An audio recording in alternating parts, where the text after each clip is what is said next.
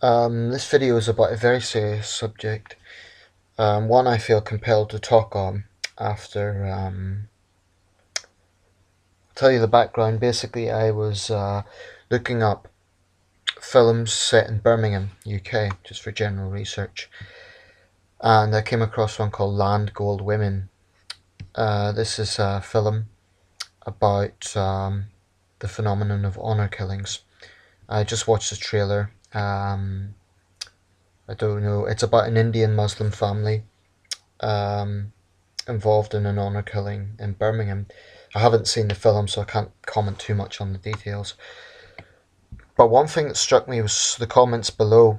Everyone was condemning the honour killings, but I noticed a lot of sort of reactionary comments like, "Oh, this has nothing to do with Islam. Islam respects women, etc., etc." The first thing I would say is, if you're saying that it's not fair to focus on Islam with honour killings, that's true, because honour killings take place in various communities, not just Islamic communities. They've taken place in Indian, Hindu communities as well, and different communities. So it's wrong to focus on Islam, but that does not mean, as some of these comments were suggesting, that it doesn't exist within Islam when it blatantly does. The thing about honour killings is it's quite shocking. I've done a bit of research afterwards, and there are countries that are actually provide legal bureaucracy to pretty much sanction honour killings. Haiti is one of them, whereby the article states that if a man finds his wife in bed with another man and he kills her, this is, I'll read it word for word. Article 269 of the Penal Code states that in the case of adultery as provided for in Article 284, the murder by a husband of his wife and or her partner immediately upon discovering them in flagrant delicto in the conjugal abode is to be pardoned. That's in Haiti. And there's other countries that have nothing to do with Islam where it's sanctioned. In Italy, there's actually Article 133 and 62 of the Italian Penal Code offer the possibility of reduced sentencing and punishment for crimes that occur within the offender's cultural norms. Now that's Brazil. There's basically I can't read all of that. This is from a Wikipedia article. Now, granted, Wikipedia is subject to mistakes, but the point is it's widespread. The phenomenon is widespread. I believe this is one of the most evil things we have in this world that one human being can do to another. Now, I don't condone adultery. That's wrong. It's immoral. It's very cruel on the person that you're cheating on. And any husband or wife who has been jilted in that way, I believe, would have every right to feel anger and want a divorce. But the thing about honour killings is it goes well beyond sort of revenge for adultery. It's, in many cases, it punishes the female victim if she has been raped. So first of all, she's a victim because she's raped, then the entire community shuns her, and in some horrific cases, she is killed. There's been many high-profile cases in the UK of honour killings, particularly within the Pakistani community. One thing I would really like to point out about all of this is what sickens me is the cowardice in addressing the issue. A lot of people from the communities where this occurs are very quick to deny that it occurs within their community. A lot of Muslims deny that it occurs within Islamic communities. And a lot of people from various national / cultural groups where these phenomena occur, again, deny it. That denial is a huge part of the problem. You cannot address a problem if people are not willing to admit it exists in the first place. And it's sad that the police find themselves up against a wall of silence in addressing these issues. We had a case in the UK, a young girl called Shafilia Ahmed. I believe she was killed in Bradford 10 years ago. Only last year were the perpetrators, her parents, sentenced. So it's taken a whole decade of legal process to get that happening. And there's some misconceptions about honour killings. It's not always a case of men versus women. In many cases, those perpetuating the killings are the mothers of the victims who are complicit in the honour killing, or in some cases do it themselves. Um, it's also not exactly true that all the victims are women. Sometimes young men have been killed and persecuted from honour killings as well. There was a case in India where a young couple who were from different castes were, I believe they were electrocuted alive in Delhi. That was a high profile case, and the 5 perpetrators received the death penalty, even though that's barely used in India. But incidentally, I think India has to start addressing its caste issue seriously. Far too many Indians remain apathetic about that. That's a major problem within Hinduism, and they have to address it. You know, I'm someone who staunchly believes that human rights far, far outweigh religious and cultural sensitivities. This enrages me when this cowardly excuse is used. Now, it's bad enough when it's used by the people who are carrying out the crimes. Um, like, the West doesn't understand our culture, but when you have people in countries like Norway, this caught my attention. Um, Bear with me till I find this article.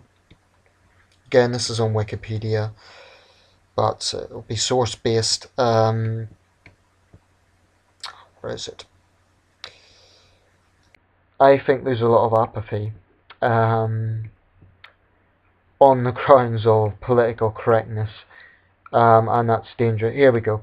In 2007, a famous Norwegian Supreme Court advocate stated that he wanted the punishment for the killing from 17 years in prison to 15 years in the case of honour killings practiced in Norway. He stated that the Norwegian public did not understand other cultures who practice honour killings or understood their thinking or understand their thinking, and that Norwegian culture is self-righteous.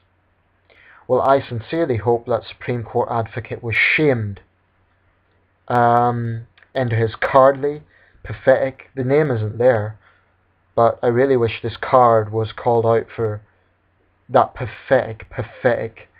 There's a link in Norwegian, but that just shows how dangerous political correctness by pathetic, weak Western liberals is a big part of the problem. In some parts of the world, people may be ignorant. Now, I believe there's no excuse for it, but they could be ignorant.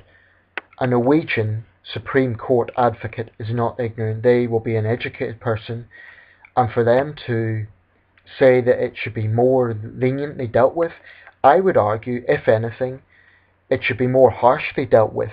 In fact, I would propose a whole life tariff in cases of honour killings, on the grounds that the judicial system, the sentencing system, needs to send out a strong message that this barbaric, evil, primitive, unjustified crime will not be tolerated. And this may be controversial, but I would say people wanting to emigrate to the UK from communities where honour killings are common will have to sign a clause that they reject this practice. Now, that may seem right-wing, it may seem controversial, but I sincerely believe we have to take this issue seriously and be prepared to make those tough decisions, no matter how controversial they are, because in the end of the day, you're weighing up sensitivity and political correctness against human rights, women's rights, but more generally human rights, because it does affect young men as well. Honour killings are barbaric, unjustified, savage, primitive, and the evil people responsible have to be punished. I firmly believe that. It sickens me that anyone can even try to defend them. Um, Now, I do agree that it would be wrong to focus on one community. For example, it isn't just Muslims, so that would be wrong to just focus on it being an Islamic thing. But it is fair to say this is a widespread problem in the South Asian community in Britain. That's just a fact. It's a problem within the Pakistani community in Britain. To deny that is to lie. Is simply to lie. I believe we live in an era where political correctness dictates that telling the truth is a new taboo. So this really enrages me. If you're any sort of man, you will condemn this sort of violence against women. And if you've got any sort of conscience or brain at all, and my message to Muslim women who deny this, shame on you. You're just denying reality. You're denying the simple fact. Now, I appreciate maybe you don't agree with it. Maybe you and your family don't engage in it.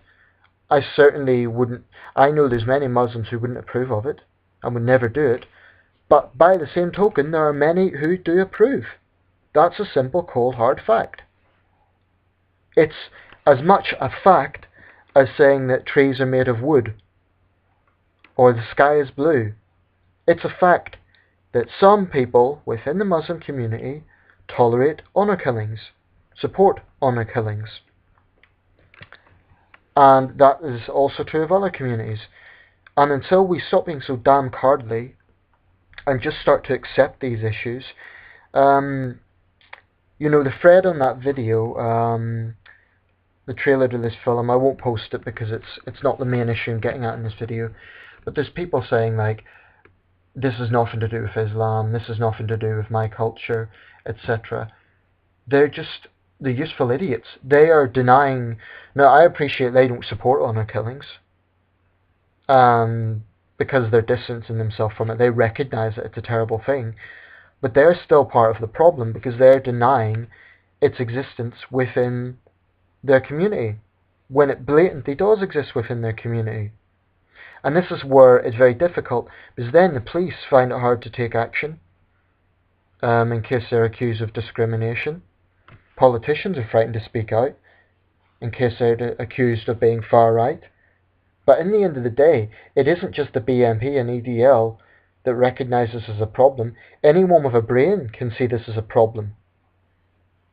And it really pisses me off when if you raise the issue then you're accused of being in the far right. I can honestly say I have friends from all backgrounds. But I will challenge anyone who denies that there is a problem connected with honour killings in certain communities.